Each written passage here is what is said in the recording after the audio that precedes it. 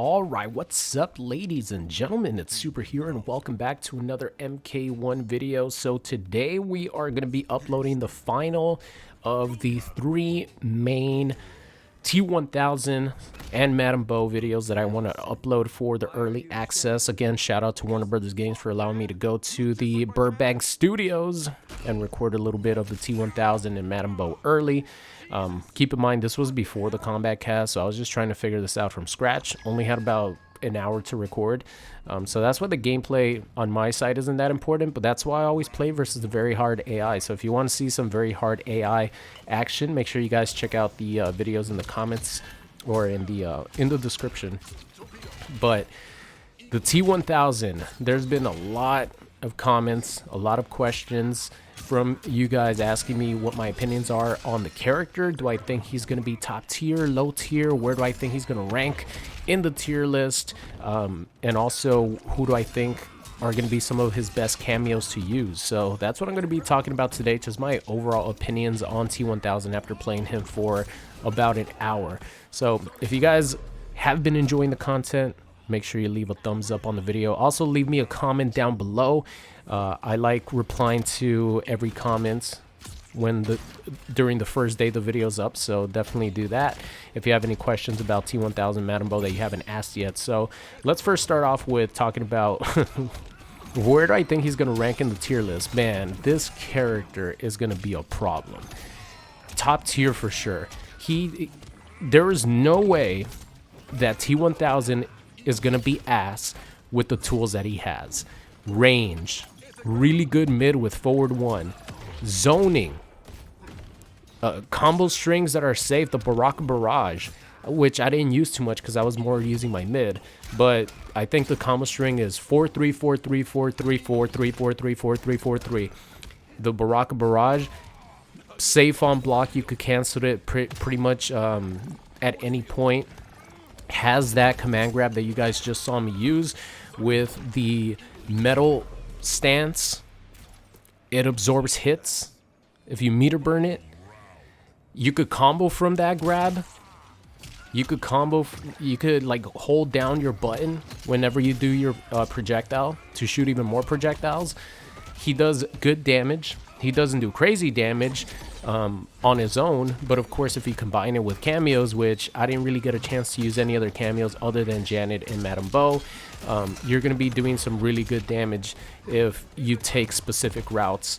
So obviously that's going to come with training mode. Guarantee you a lot of people are going to be doing 40% damage combos easy. So, and he has mix-ups. I didn't even use the overhead here because I'm playing versus the computer. The computer's not going to fall for overheads and lows and stuff, right? That's going to come more into play when you play versus people. Ridiculous. Ridiculous. Like, seriously, I think out of any character that they've shown off since the game came out, as far as like DLC content, I don't think there's been a character where I've been completely sure that they're going to be top tier until the T-1000. I'm trying to think. Maybe Peacemaker, but Peacemaker didn't really have any mix-ups to start off with, overhead and lows. Omni-Man was pretty straight up brawler. Noob Cybot. Maybe Cyrax. No, because she doesn't even have a low combo starter other than her bombs. Sector might have been one where I was like, man, this character's going to be crazy.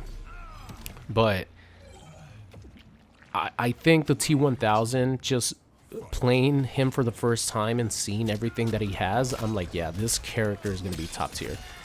Top tier for sure. He's going to work with any cameo that you have. And at this point, when I was recording this, I didn't even know about the striker buff, which allows him to, you know, do his UMK3 gunshot now. And if you meter burn it, it kind of acts as a Big Daddy Goro punch walk type of move, and you could continue your combo from that. So there's going to be even more cameo options for the T-1000 that some other characters might not have had. This is going to be the full animality. I'll just leave it on the screen, but I'll put the blueberry filter over it. You guys know how it is with YouTube. I always have to apologize for that. If it was up to me, I would never censor any of the videos. like the old days, but YouTube has changed a lot, that's for sure. Look at that cute German Shepherd playing with that toy right there.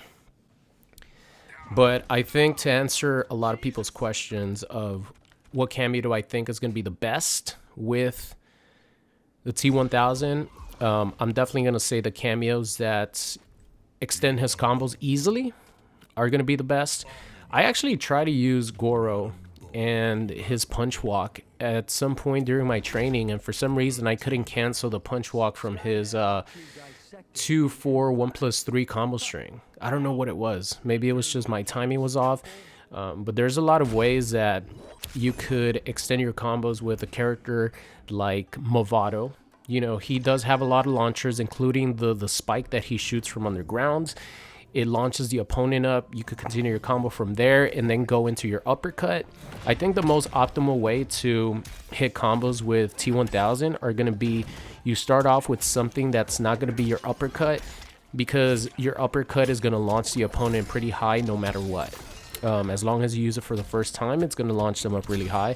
So I think, you know, those spikes that I use, for example, right there, you could, they're not lows. They're only lows when you meter burn the attack. So he's going to have like crazy mix-ups with a bunch of different combo strings, because he has combo strings with overheads in them. And then you could, you know, throw a curveball to your opponent, you know, for a bar of meter. It's almost an instant low with the spikes. I'm not doing it versus a computer, because obviously, you know, the computer's not going to fall for any of these mix-ups. They're either just going to get hit or not get hit, because they're going to read your inputs. But versus a person, there's a lot of in-between overheads in combo strings. If you meter burn the goop into the spikes, it's like an immediate low, and then you could cancel it immediately into your uppercut, which then leads to a full combo. So the closest thing that I could compare the T-1000 to is just like a Mortal Kombat X character, for sure. Not every character in this game is like a Mortal Kombat X character. You know, you have characters like Scorpion that turn into an MKX character when you have Farah with them, because then you have your overhead low mix-up, your staggers, your really good buttons.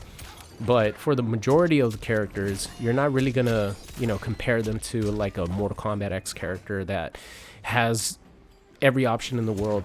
But the T-1000 for sure is a Mortal Kombat X style character, because he has so many options. It's crazy. I really cannot wait for myself and other people to have access to him when he finally comes out and play him in training mode for like the whole day, or for, you know, lab monsters are going to find crazy combo strings, or crazy combos, crazy damage, crazy setups. Yeah, the T-1000 just is a beautiful character, animation wise, and moves and combo strings. That Baraka Barrage right there, you could cancel it at any point except for the last hit. There's an overhead somewhere in between one of those hits. Maybe it's like the 6th one. So during all those hits, you could throw in the meter burn spike and hit him with the low, or you could throw in, you know, some other low. I don't know what cameos have lows, maybe Frosty or something like that, and throw that low in there to surprise your opponent. There you go, low with Madame Bo right there. I will talk about Madame Bo in a bit, but at any point in that combo string, you could cancel it. There's an overhead in. See, I was just trying to like figure out something, but this was like my last, I don't know, maybe 5 minutes, a few matches left. Maybe this was my last match. Yeah, this was actually my last match before we had to get off. So yeah, the T-1000, my honest opinion on the T-1000, and this is obviously before he comes out, is he's going to be top tier. He's going to be top tier. The only thing that some characters might have on him is close-up faster mids. I think that because his only good mid that he has is his forward one, but that's not the fastest mid in the world. So characters like Johnny Cage with his forward 3, you know, are still going to be able to out mid him. But his pokes aren't bad, especially his down 4 has good range. But yeah, T-1000, honest opinions on him. By the way, this is where my footage finishes, so let's go back to the T-1000 just whooping me here. I got absolutely cooked by the very hard AI. but that's usually what happens every time that I go record these little sessions.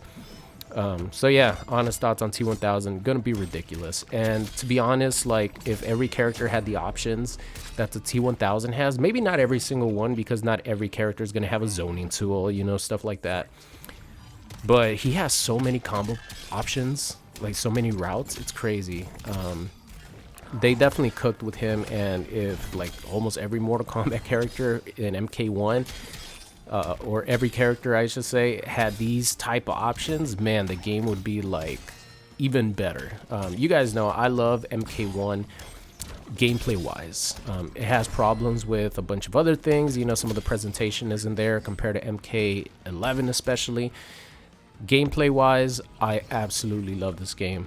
And even though some characters do have the sauce, T-1000 is like the blueprint of maximum Mortal Kombat 1 potential, with the options that he's going to have, and the fact that pretty much you could pick any cameo and make it work with him. So I'm really looking forward to playing this character when we actually get our hands on him. And that, last but not least, Madame Bo. She's a little bit easier to talk about. And I mean, I didn't really play with her too much just because I wanted to focus on T-1000. But you could use her in a very basic way. Use her like the Goro punch walk, where you get that low into the extended drunk walk. Should I call it drunk walk? Drunk punch walk? I'm just gonna say the drunk punch walk. So you could do the drunk punch walk. Oh, the drunken walk. There you go. Because it's supposed to be like a drunken master style thing, right? The drunken walk. You could do that and you know, sort of use it the same way that you use Goro's punch walk. Or you could keep it a little bit more basic and have her come out and do her shoulder tackle into the launcher and then go from there. Where she's going to be really interesting is her drink mechanic, where she comes out and she serves you alcohol, right? Or she said, it's not alcohol, YouTube, I promise. It's some grape juice, all right? But she serves you the grape juice, and you have the 3 different levels, and each one of those levels gives you an extra move. Really going to be interesting to see how people use that, because that's where she's going to be the most interesting, with the drink levels that she has, or that she gives your main character. But overall, I think she's going to be an amazing cameo, one of the most used cameos, I guarantee you, because also you could also cancel, or you could do her monkey flip and her, I think her, no, because if the low gets blocked, it gets blocked.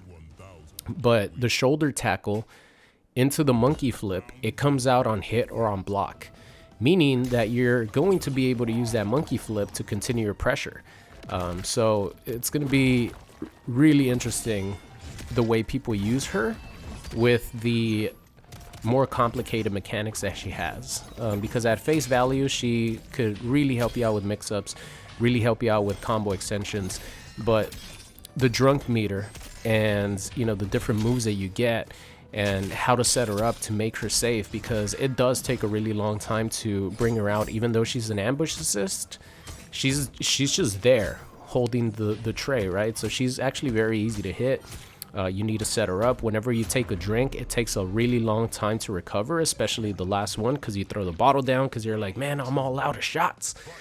But yeah, I'm really excited. Like if this ends up being the end of Mortal Kombat 1's like DLC characters, I think they ended it with a bang, because they literally came out with a character that would be like a great blueprint to sort of base all your characters around, because he has everything that you want in a character. He's gonna be so much fun. And then you brought out a cameo that is going to be one of the better cameos in the game, more interesting cameos, because she has the basics, which, like I said, at face value, she's very basic. Could be just a mix-up cameo and can be a combo extender. But then she also has complicated mechanics with her drinking system and all that. So yeah, if this is the end of content character-wise, yeah, they definitely ended it with a bang. I can't wait.